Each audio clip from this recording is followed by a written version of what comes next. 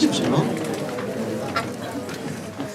특별히 설 연휴 기간 동안에 가족들과 주님의 사랑 안에서 풍성함이 넘치시는 기간들 되시길 바랍니다. 오늘 여러분과 함께 나눌 말씀의 제목은 하나님의 인장이라는 제목으로 나누도록 하겠습니다. 잠깐 기도하겠습니다. 살아계신 하나님 아버지, 민족 최대 명절이라고 하는 이 설 연휴 기간에도 우리 하나님은 우리의 예배를 받으시기 합당하신 하나님이신 줄로 믿습니다.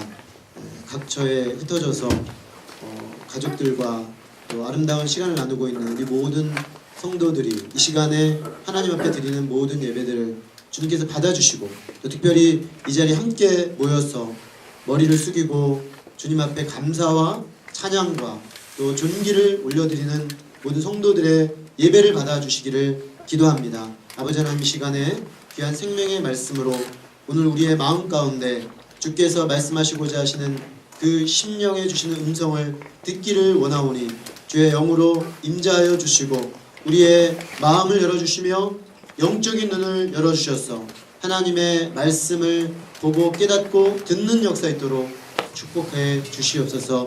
주의 성령으로 시종을 주관하여 주시옵기를 기도합니다. 예수 그리스도 이름으로 기도했습니다. 아멘. 밀란 쿤데라라는 사람이 쓴 책 제목 중에 참을 수 없는 존재의 가벼움이라는 책이 있습니다. 사실 저는 이 책을 이렇게 자세하게 읽어보진 않았는데 이 책 제목이 너무나 인상적입니다. 참을 수 없는 존재의 가벼움. 이 제목이 이렇게 사람들 마음에 와서 이렇게 깊이 닿는 이유가 뭘까 생각을 해본 적이 있습니다.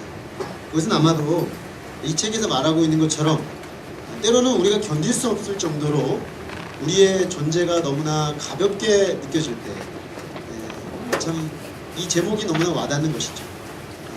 정말 견딜 수 없을 정도로 내 존재가 너무나 가볍게 여겨지는 것 같을 때 사람들은 내 존재의 의미가 어디 있는가라는 문제를 가지고 고민하기 마련인 것입니다. 사실 사람들에게 있어서 이 존재감의 문제, 내 존재가 얼마나 무게가 나가는가, 얼마나 무게감 있게 사람들 사이에 또 이 세상에 내 존재의 가치를 여김받고 있는가, 이 문제는 사실 그가 하고 있는 일의 가치와 깊이 연결됩니다. 내가 하고 있는 것, 또 내가 지금 이 세상에 존재하고 있는 그 가치를 내 스스로 또 사람들이 얼마나 깊이 있게 여겨주는가, 이게 참 중요한 문제입니다. 만약에 그 부분에 있어서 별로 무가치하게 사람들이 여겨지는 것 같으면 존재감의 깊은 상처를 입기가 쉽습니다. 그래서 우리는 시시하지 않은 일을 하는, 시시하지 않은 사람이고 싶습니다. 창설자인 허드슨 테일러는 저희가 한두 번씩은 다 들어보셨을 겁니다. 이 차이나 인랜드 미션 CIM, 중국 내지 선교회라는 선교회를 창설해서 1000여 명이 넘는 젊은이들을 중국 선교에 헌신하도록 불렀고, 그 자신이 또한 귀한 선교 사역을 잘 감당했던 그런 분이죠. 그 사역 단체가 지금 OMF라는 이름으로 여전히 잘 쓰임받고 있는데요. 이 사역을 초기에 허드슨 테일러와 함께 섬겼던 딕 호스트라고 불리는 분인데요. 이분이 노년에 자신의 전 삶과 사역에 대해서 한번 이렇게 질문을 받은 적이 있습니다. 그 질문의 내용은 지금까지 그들의 이 CIM 선교회가 어떻게 잘 성장해 왔는지, 발전해 왔는지에 대한 질문이었습니다. 그는 그 질문에 대해서 이렇게 대답했다고 합니다. 우리는 시시한 집에 사는 훌륭한 사람들과 함께 일을 시작했으나 이제는 훌륭한 집에 사는 시시한 사람들과 일하고 있습니다. 이분이 굉장히 유머러스한 사람입니다. 그냥 하는 얘기 같지만 약간은 익사를 섞어서 한 촌철살인의 대답이라고 할 수 있습니다.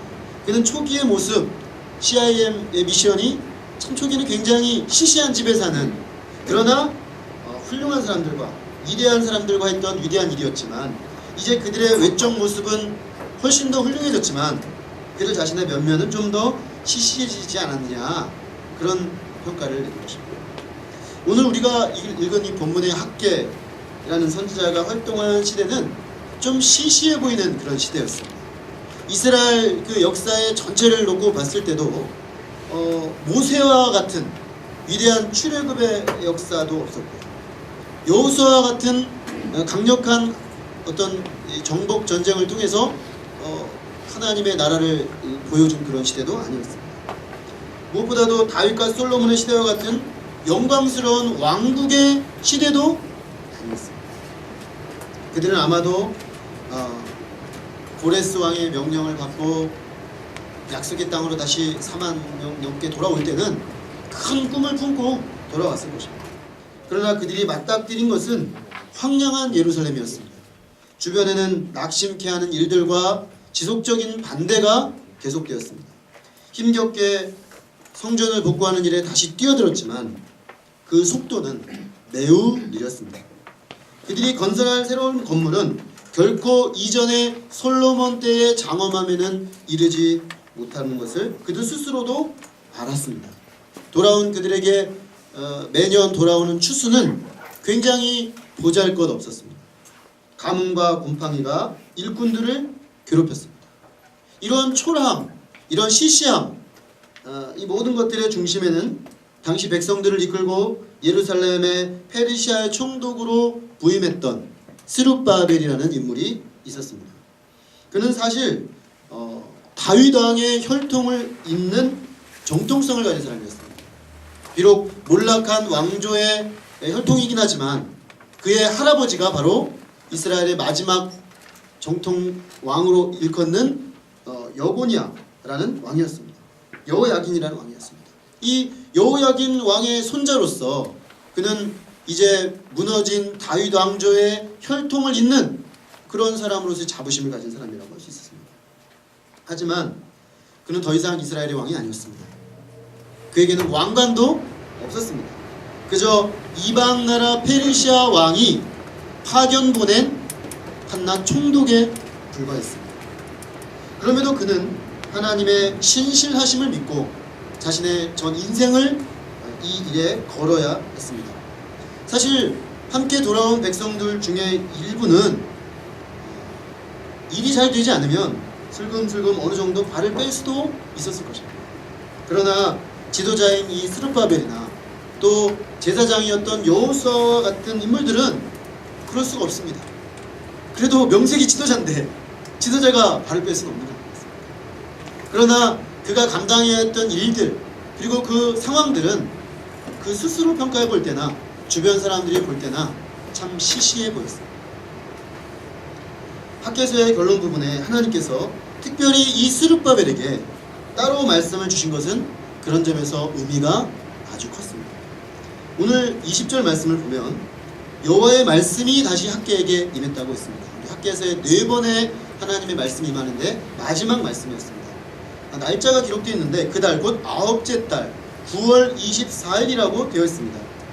흥미로운 것은 우리가 지난주에 살펴보았던 바로 앞에 주셨던 그 메시지가 주어진 날도 9월 24일입니다. 그러니까 같은 날 하나님이 2개의 메시지를 주신 것입니다. 사실 결국 선지자 학개는 성전 재건을 착수한 지 3개월이 되던 9월 24일에 각각 2개의 메시지를 받았습니다. 하나는 이스라엘 백성 전체를 향한 메시지였고 하나는 지도자 스룹바벨에게 주는 그런 메시지였습니다. 이른 비를 기다리며 초조해하고 있는 그들에게 하나님께서는 그 이스라엘 백성 전체를 향해서 오늘부터는 너희들에게 복을 주실 것이다. 이렇게 약속의 말씀을 주었습니다. 그래서 절망하고 있는 또 의기소침해 있는 그들에게 오늘 새로운 마음으로 하나님 앞에 서는 그들을 하나님께서 얼마나 복 주실 것인가 축복의 말씀을 주셨습니다. 이는 백성들 전체를 격려하시는 그런 말씀이었습니다. 그런데 하나님께서는 같은 날 또 다른 말씀을 총독 스룹바벨 개인에게 주셨습니다. 왜 하나님이 백성 전체가 아니라 스룹바벨 개인에게 이 말씀을 주셨을까요? 스룹바벨에게는 평범한 시대, 엄청난 거대한 하나님의 역사가 일어나는 그런 시대가 아니라 루틴이죠. 그냥 일상이 계속되는. 그래서 근데 그 일상이 좀 멋지고 신나고 그런 것이 아니라 좀 초라해 보이고 좀 시시해 보이고 그런 일상이죠. 그런 일상 속에서 평범해 보이는 사소한 일을 감당해야 되는 그런 사명이 주어졌습니다. 그것은 계속되는 마음의 낙심을 이겨야 되는 일이었습니다. 왜냐하면 뭐 의미가 있고 뭔가 가치가 있고 내가 볼 때나 다른 사람들이 볼 때나 큰 정말 위대한 일이라고 여겨지면 그래도 힘이 날 텐데 자기가 볼 때나 다른 사람들이 볼 때나 초라하단 말입니다. 시시하단 말입니다. 그러니까 이 일을 계속 한다는 게 끊임없이 이 낙심을 이겨야 되는 일입니다. 자기 자신만 그런 것이 아니라 반복되는 백성들의 연약함. 백성들은 더 그렇죠. 지도자는 그래도 지도자의 책임이라도 있지만 백성들은 정말 어떤 지도자도 아니고 뭔가 가자 그래서 따라왔는데 누가 보니까 별거 없는 것 같고 그러니까 자꾸만 연약해지고 그런 것들을 지도자로서 감당해야 되는 그런 상황이었습니다. 그래서 평범한 일상 속에서 하나님의 뜻을 붙잡고 섬겨야 되는 그런 일이었습니다. 사실 우리가 외적으로 너무나 거대하고 엄청난 일을 감당하는 것은 사실 그 자체로 우리를 압도한 일이기 때문에 하나님의 커다란 격려가 필요합니다. 예를 들면 사사시대에 미디안 족속이 매년 들어와서 이스라엘 백성을 무너뜨리려고 할 때 하나님은 기도원을 부르셨는데 기도원을 부르실 때 이렇게 말씀하셨습니다. 큰 용사여 주께서 너와 함께 계시도다. 실제로 이 기도원은 300명의 용사를 데리고 13만 명을 물리치는 큰 역사를 이루는 용사가 됩니다. 이런 큰 일을 감당하는 사람에게 있어서는 뭔가 하나님의 그 격려가 굉장히 의미있게 와닿습니다. 그렇지만은 그런 위로가 아니어도 어쩌면 큰 일이기 때문에 내가 생각할 때나 다른 사람들이 생각할 때 이 일이 정말 큰 일이고 위대한 일이기 때문에 나름 그래도 자기 스스로에게 어떤 위로가 되는 면이 있습니다. 그래 내가 뭐 어떻게 사람들이 보든 간에 이 일이 얼마나 위대한 일인가. 사실은 그런 자부심이 있는 거 아니겠습니까?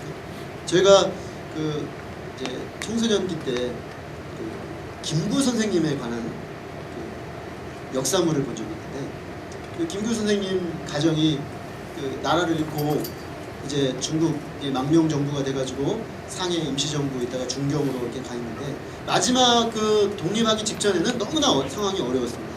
그래서 한 번은 이 김구 선생님이 이제 밖에 일을 보고 돌아오는데 우연히 어머니를 발견했습니다.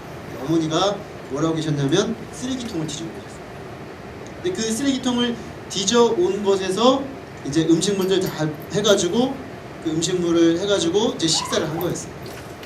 참 마음 아픈 일이죠. 그 어머님을 그렇게 고생시켜야 되는 그런 상황이 참 마음이 아팠을 것입니다.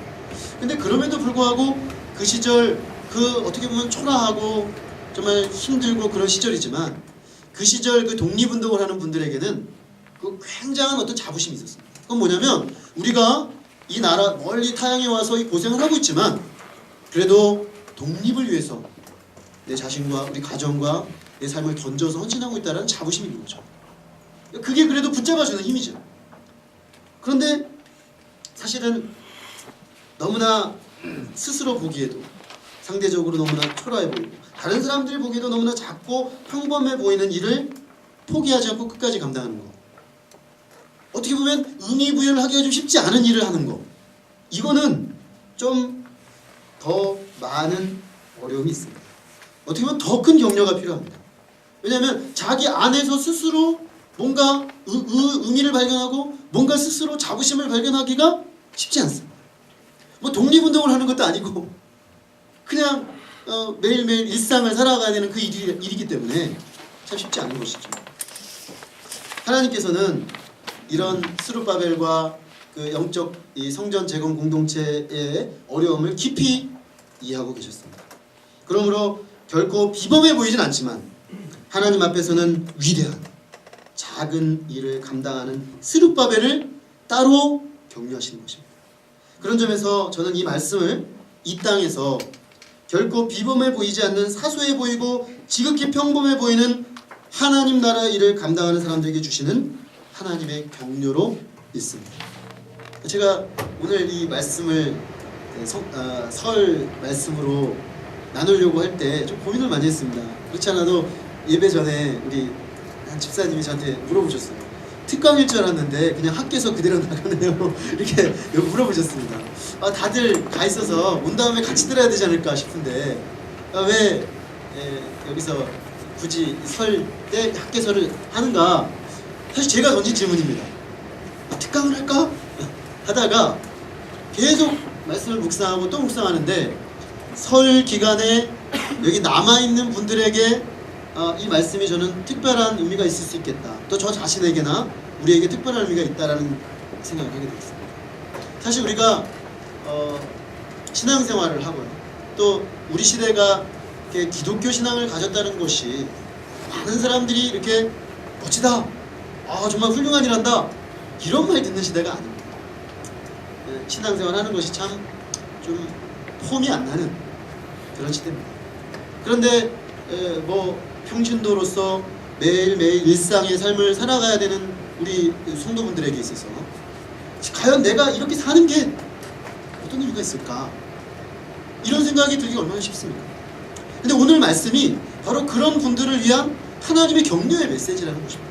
이 스룹바벨은 단지 그 어떤 지도자의 위치에 있는 사람뿐만 아니라 어떤 큰 의미 있는 일을 하는 위치에 있지 않을지라도 자기가 볼 때나 다른 사람들이 볼 때나 그렇게 여겨지지 않는 그런 일일지라도 하나님이 그 일을 어떻게 보시는가, 하나님이 그런 사람들을 어떻게 격려하기를 원하시는가, 그런 메시지라는 거죠. 사실 하나님 앞에서는 일의 크기가 중요하지 않습니다. 우리는 학계를 비롯한 12명의 선지자들의 메시지에 호세아서부터 맨 마지막 말라기까지를 우리는 통상적으로 소선지서라고 말합니다. 12선지서를. 그런데 왜 소선지서라고 이름을 붙였는가? 작은 선지자들. 읽다 보면은 자칫 잘못하면 이들의 사역이 호세아나 미가나 또 아모스나 학계나 스가랴나 이런 말라기 같은 선지자들의 사역이 통상 이들에 비해서 대선지자로 일컬어지는 이사야, 예레미야, 에스겔처럼 위대하지 않기 때문에 소선지라고 붙였는가? 그렇지 않습니다. 분량 때문입니다. 이사야 선지자는 66장, 예레미야도 40장 이렇게 썼죠. 그러니까 에스겔도 그렇죠. 그러니까 길게 분량이 컸기 때문에 그들은 대선지자고 이 소선지자들은 비교적 짧은 분량의 선지서를 썼습니다. 그러나 분량이 작고 그들이 사역했던 시대가 통상적으로 앞선 선지자들의 시대보다 좀 더 초라합니다. 왜냐하면 대부분 좀 힘든 시대에 하나님이 단기적으로 그들에게 메시지를 주셔서 사역하도록 하셨기 때문입니다. 분량이 작고 그들이 사역했던 시대가 또 그들이 맡았던 일이 상대적으로 좀 더 초라해 보인다고 해서 그들의 사역 자체가 초라한 것은 아니었습니다. 그들이 초라한 것은 아니었습니다. 사람들의 눈에는 초라해 보일지 모르지만 하나님께는 결코 그렇지 않다는 것입니다. 하나님께서 우리에게 바라시는 것은 우리가 얼마나 큰 일을 하느냐, 그런 것이 아닙니다. 하나님께서 궁극적으로 우리들에게 바라시는 것은 우리가 하나님의 부르심 앞에 얼마나 신실한가, 그것을 물으십니다. 우리는 하나님 앞에서 어떤 일이 다른 일보다 좀 더 중요하거나 혹은 하나님께서 우리가 한 일의 성공과 실패를 판단하고 계실 거라고 생각할 필요가 없습니다. 하나님은 작은 일을 신실하게 하는 학개와 같은 사람들, 스룹바벨과 같은 사람들, 여호수아 제사장과 같은 사람들을 귀하게 보십니다. 그리고 그들을 특별히 격려하고자 하십니다. 학개서의 마지막은 그 격려로 끝이 나고 있습니다. 그렇다면 우리가 그들과 함께 들어야 될 하나님의 격려의 말씀이 무엇입니까? 크게 두 가지입니다. 첫째로 하나님께서 이루시는 회복의 역사는 그 무엇도 막을 수 없다는 사실입니다. 우리 21절, 22절 말씀을 다시 한번 같이 한번 읽어볼까요? 21절, 22절 말씀입니다. 시작. 너는 유다 총독 스룹바벨에게 말하여 이르라. 내가 하늘과 땅을 진동시키실 것이요 여러 왕국들의 보좌를 엎을 것이요 여러 나라의 세력을 멸할 것이요 그 병거들과 그 탄자를 엎드려뜨리리니 말과 그 탄자가 각각 그의 동료의 칼에 엎드러지리라. 사실 포로에서 돌아온 이스라엘은 그들의 수가 매우 적고 이제는 나라도 없고 주권도 없다는 사실을 절절히 깨달아가면서 어쩌면 그들이 속았다라는 생각을 했을지도 모릅니다. 그러나 하나님께서는 여기에서 하늘과 땅을 진동시키시는 하나님의 놀라운 역사가 있을 것이라고 말씀하십니다. 그것은 역전의 역사라고 하십니다. 지금까지 당연하게 여겨지던 것들이 뒤집히는 역사입니다. 여기서 말하는 왕국들, 또 여러 나라들, 병거와 그 탄자들, 이 모든 것은 당시 제국을 상징합니다. 바벨론 제국, 페르시아 제국을 상징합니다. 그들이 이 세상의 역사를 다 주관하고 주도하고 지배하고 있는 것처럼 보이는 그런 상황입니다. 그 아래서 지금 하나님의 백성이라고 하는 이스라엘은 그저 조금 도움받아서 성전을 재건하려고 몸부림치고 있는 그런 상황인 것입니다. 그러나 그렇게 스스로 힘을 자랑하고 병거를 자랑하고 군사를 자랑하던 자들이 다 그 힘을 잃고 엎드러질 때가 온다는 것입니다.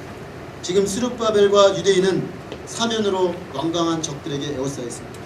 이웃이 있지만 원수들이 더 많고 온 세상이 미워하고 그들의 사역을 비웃고 있습니다. 하나님께서 이런 세상을 뒤엎지 않는 한 그들에게는 소망이 없는 것입니다. 그런데 하나님께서 친히 그렇게 하시겠다는 것입니다. 하나님께서 자기 백성을 새롭게 하시고 자기의 교회를 새롭게 하시는 일은 아무도 방해할 수 없다고 말씀하십니다. 이는 결국 하나님의 교회의 원수들의 운명에 대한 주님의 종말론적인 메시지입니다. 흑암의 권세를 이기게 될 교회의 승리에 대한 하나님의 최종적인 약속입니다. 하나님의 나라가 전진하는 방향의 그 끝에서 보게 될 최종적인 승리의 선포인 것입니다. 그러므로 하나님께서 이 땅에서 이루어가시는 회복의 역사는 그 누구도 막을 수가 없다는 것입니다. 하나님의 나라를 세우고 하나님의 나라에 무너진 것을 재건하고 하나님 나라의 생명의 역사를 세워가는 것을 막고 무너뜨리고 비웃고 없이 할 수 있는 것들은 결국은 다 무너지고 말 것이라는 것입니다. 그러므로 우리는 절망에 빠지게 만드는 방해나 어려움들이 우리 앞에 놓일 때마다 이 하나님의 약속을 기억해야 합니다. 모든 것이 이 하나님의 권능 아래 있다는 것입니다. 하나님의 목적은 교회를 회복하는 일이 방해받도록 내버려두는 것이 아닙니다. 하나님께서는 크게 이 세상을 회복하는 일을 두 가지 측면에서 하십니다. 교회 안에서는 그 백성들이 회개함으로 순결하여 정결한 백성으로 회복되는 일을 하십니다.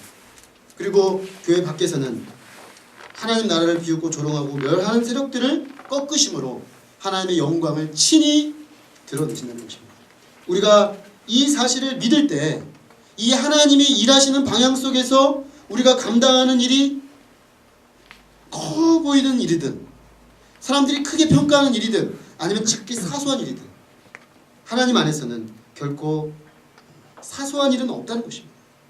존귀한 하나님의 회복의 역사에 동참하고 있는 것입니다. 우리의 삶으로, 우리의 기도로, 우리의 작은 헌신으로, 우리의 섬김으로 동참하고 있는 것이기 때문에 그렇습니다.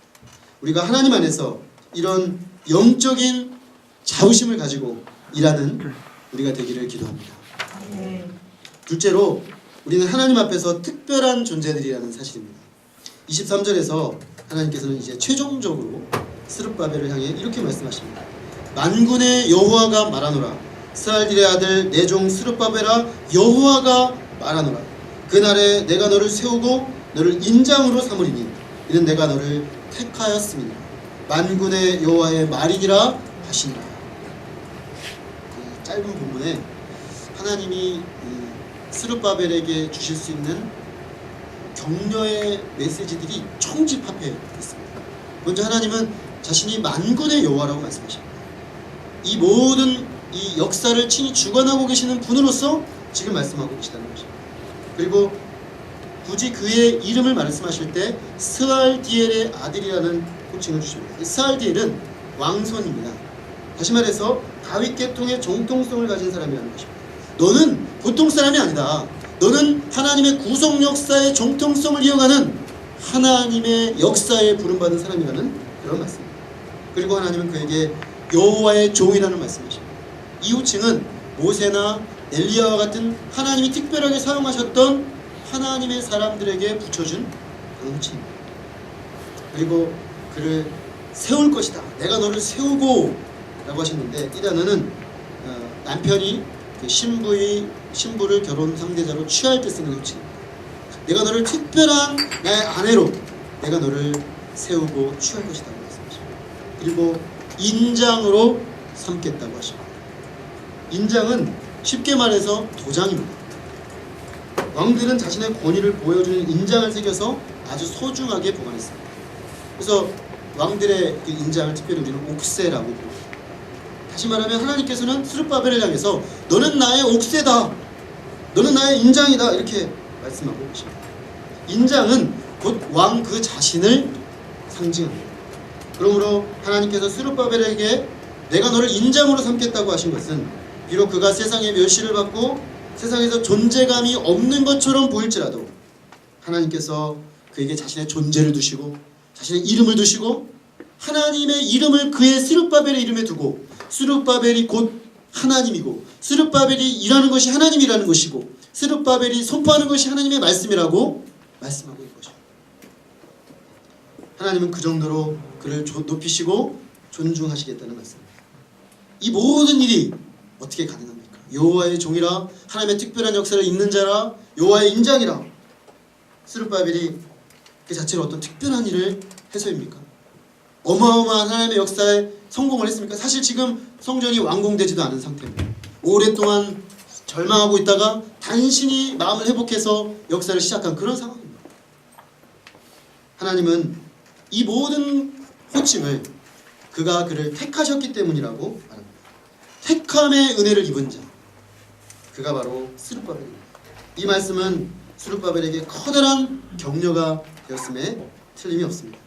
하나님께서는 사소하게 보이는 일을 하는 그에게 하나님 앞에서 그는 결코 사소한 존재가 아니라고 말씀하십니다.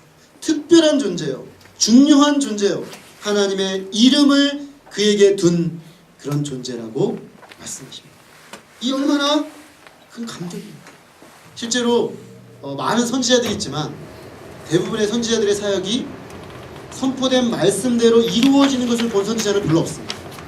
대부분 예를 들어서 이사야 선지자나 예레미야 선지자나 에스겔 선지자 같은 경우는 듣고 돌아와서 회복된 것이 아니라 백성들이 듣지 않고 불순종해서 결국 망했습니다.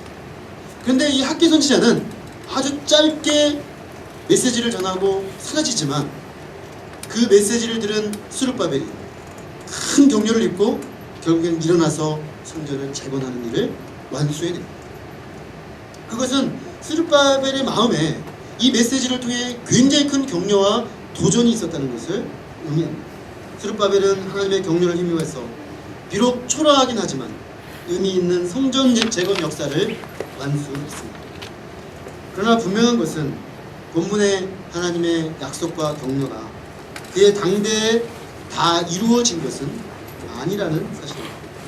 성전 재건을 다시 시작한 이후 4년이 걸려 BC 516년에 성전은 일단 완성되었습니다.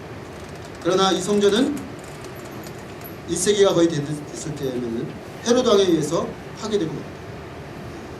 더 화려하긴 하지만 공허한 성전으로 대체되고 맙니다. 그리고 그 헤레스 성전도 결국 AD 70년에 파괴되고 맙니다. 스룹바벨은 이때 이후로 조용히 역사에서 사라집니다. 학개의 예언은 그가 기대한 방법대로 기대한 시간에 온전하게 성취되지 않았습니다. 그러나 약 4세기 내지 5세기가 지나서 그리스도께서 오심으로 그 예언의 의미가 영적으로 성취되었습니다. 이 예수님께서 가지고 오신 새 역사는 아직 오늘 우리의 입장에서 봤을 때 절정에 이르지 않았습니다. 하늘과 땅을 진동시키시고 그 세운 자들을 통해서 하나님의 영광이 온전히 나타나는 그 역사는 지금도 진행 중인 역사라고 할 수 있습니다. 분명한 것은 스룹바벨을 통해서 이 땅에 오신 진정한 스룹바벨 되신 예수 그리스도 안에서 우리는 하나님 안에 특별한 존재들이 되었다는 사실입니다. 우리가 신약 성경 마태복음을 딱 열면 아브라함과 다윗의 자손 예수 그리스도의 세계라라는 말씀이 나옵니다. 그리고 아브라함, 다윗, 예수 그리스도인데 다윗과 예수 그리스도 사이를 잇는 핵심 인물로 마태는 스룹바벨을 소개하고 있다는 것을 알게 됩니다. 결국 하나님은 이 스룹바벨을 통해서 오실 메시아에게 주신 하나님의 약속을 주신 것이라고 할 수 있습니다. 영원하신 하나님 앞에서 특별한 존재로 스룹바벨을 부르시고 그 스룹바벨을 통해 보내신 예수 그리스도 안에서 우리를 하나님의 자녀 삼으신 그 하나님 안에서의 정체성, 그것은 결코 사라지지 않는 것입니다. 그리고 이런 정체성을 가지고 오늘 우리에게 맡겨진 사소해 보이지만 결코 사소하지 않는 그 일을 감당하는 사람들, 그들을 향해서 하나님은 하나님의 인장이라 인정해 주십니다.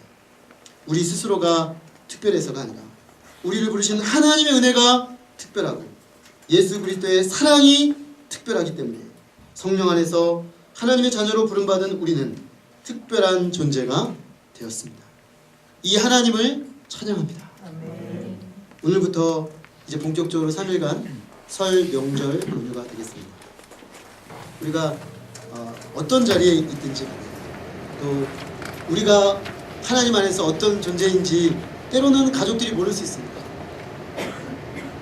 너무나 사소한 일을 하는 사소한 사람으로 가족들 간에 여겨질 수도 있습니다. 아직 복음을 알지 못하는 우리 가정 또 친구들, 옛 동료들에게 갈 때 그런 사이로 우리는 들어갑니다. 우리가 어떤 자리에 있든지 간에 우리가 설 연휴를 보내는 기간 동안 내가 하나님의 인장이다, 하나님의 이름을 두고 하나님의 존재를 나에게 둔 그런 존귀한 존재로 내가 부름받았다, 이 사실을 잊지 않고 하나님 앞에서 참을 수 없는 존재의 무거움을, 우리가 이 하나님의 이름을 가진 참을 수 없는 존재의 무거움을 가진 존재라는 사실을 깨닫고 하나님의 백성으로 행하는 우리 모두가 되기를 간절히 기도합니다.